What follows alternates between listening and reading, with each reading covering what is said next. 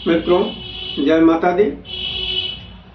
गुरुजनों के चरणों में शीश को झुकाते हुए हम आपको जानकारी देंगे। आप लड़की हैं, आपका विवाह नहीं हो पा रहा है, विलंब होता जा रहा है।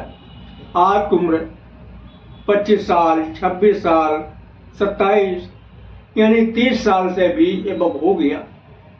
आपका विवाह का संयोग नहीं हो पा रहा। आप लड़के हैं, आप भी इंतजार कर रहे हैं मेरा जैसे सबकी शादी हो गई ऐसे मेरी भी हो जाए, लेकिन किन्हीं कारणोंवश आपका भी विवाह नहीं हो पा रहा। आप विवाह के लिए चिंतित हैं, परेशान हैं कि मेरा विवाह होगा भी या नहीं होगा। अगर आप अपने बेटे बेटी की विवाह के लिए परेशान हैं तो स्वाभाविक सी बात है, अगर सयाने बच्चों की शादी नहीं हो पा रही है, विवाह में विलंब हो रहा है, तो माता पिता को एक दिमागी टेंशन होती है, स्वाभाविक बात। तो हम आपके लिए एक बहुत सरल सा उपाय लेके आए हैं जो आपकी बेटी बेटा के विवाह में, आपके विवाह में को बहुत शीघ्र ही कराएगा। बहुत सटीक उपाय है। तो आप हमारे साथ में संपूर्ण जानकारी प्राप्त करने के लिए अंत तक बने रहिएगा। तो अब हम, और अगर हमारा चैनल अभी तक आपने सब्सक्राइब नहीं किया है तो मिश्रा ज्योतिष केंद्र को सब्सक्राइब अवश्य कर लें और बेल आइकन की घंटी बजा दें, क्योंकि आपका एक सब्सक्राइब हमारे लिए महत्वपूर्ण है।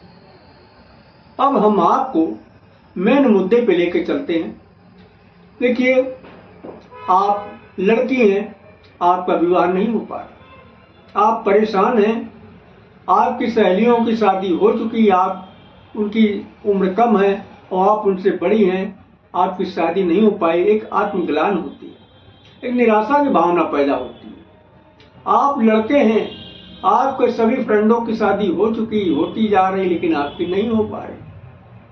आप निराश हैं, मेरी शादी होगी भी या नहीं होगी, समाज में मुझे वो स्थान मिलेगा या नहीं मिलेगा। तो स्वाभाविक सी बात है चिंता होना। आप माता पिता हैं, आपके बच्चों की शादी नहीं हो रही है, आप बच्चों की शादी ढूंढने के लिए जाते हैं तो रिश्ते में नाही हो जाती है। कभी लड़के वाले ना बोल देते हैं तो कभी आप अपनी तरफ से ना बोल देते हैं। तो ये सारी समस्याएं हैं। इन सारी समस्याओं का एक जो है बहुत सरल उपाय हम लेके आपके सामने आए हैं, और अगर आप श्रद्धा विश्वास से इसको करते हैं तो निश्चित ही आपके जो है बच्चों की शादी होगी, आपका विवाह होगा। तो साधारण सा उपाय, यानी साधारण सा उपाय मतलब मेरा यह है, बहुत सरल उपाय है लेकिन रिजल्ट बहुत अच्छे हैं। सरल उपाय यह है कि 23 नवंबर दिन शनिवार, आज काल भैरव जयंती। काल भैरव जयंती शनिवार को पड़ रही, तो बहुत शुभ संयोग है। दिन शनिवार, काल भैरव जयंती और अष्टमी भी है। तो ज्योतिष के हिसाब से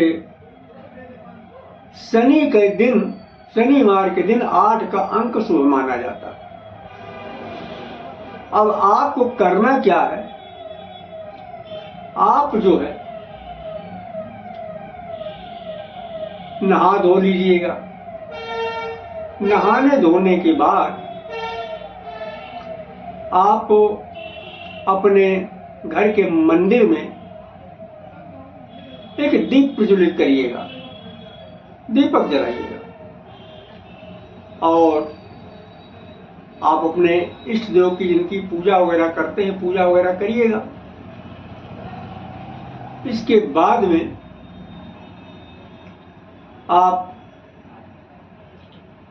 अपने पास कुछ पीली सरसों ले लीजिएगा। 8 जो है कपूर की टिक्की ले लें, क्या ले लें? 8 कपूर की टिकिया ले लें। टिकिया को किसी पात्र में रखिएगा।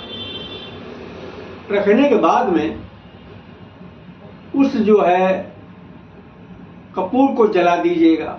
उसमें जो आप पीली सरसों लेके रखे हैं उसकी आहुति दे दीजिएगा, यानी उसका हवन कर दीजिएगा। 8 टिक्की के हिसाब से थोड़े से जो है सरसों लगेगा, पीला सरसों, उससे हवन कर दीजिएगा। जो उसकी अच्छा हाँ, हवन करने से पहले आप जो है भैरव बाबा से, देखिए भैरव जी शिव जी का ही रूप है। आप भैरव जी का भी नाम ले सकते हैं, शिव जी का भी नाम ले सकते हैं और शनि महाराज का भी नाम ले सकते हैं। तो शनि का दिन भी है। जो आपको अंदर से अच्छा लगे, 3 इष्ट में किसी एक इष्ट का नाम ले लें और हाथ जोड़िए। हे महाराज, हमारे विवाह में जो विघ्न बाधा आ रही, जो बंधन आ रही, इसको अविलंब खत्म कीजिएगा, अविलंब समाप्त करिएगा और हमारा विवाह संपन्न कराइएगा। ये मनोकामना करते हुए कपूर के ऊपर कपूर जला के उसके ऊपर पीली सरसों की आहुति देते हुए हवन करिएगा। और जो उसकी राख तैयार हो जाए, थोड़ी देर में राख ठंडी हो जाएगी। राख तैयार हो जाए, किसी तांबे के लोटे में थोड़ा गंगा जल डालिए और जल मिलाइएगा। पहले गंगा जल डालिए, फिर और जल मिलाइएगा और उस राख को उसमें मिला दीजिए। लोटे के जल में मिलाने के बाद उसको जो है पूरे घर में किसी पत्ते वगैरह से आप छिड़क दीजिए, पूरे घर में। अच्छा, ये उपाय शाम के समय 7 बजे के लगभग किया जाएगा। कब किया जाएगा? शाम को 7 बजे के पूरे घर में छिड़क दीजिएगा। और छिड़कने के बाद तो इससे ये होगा कि आपके घर में जो नेगेटिविटी है, जो आपके काम में बाधा पड़ रहा है, वो सारी बाधा खत्म हो जाएगी और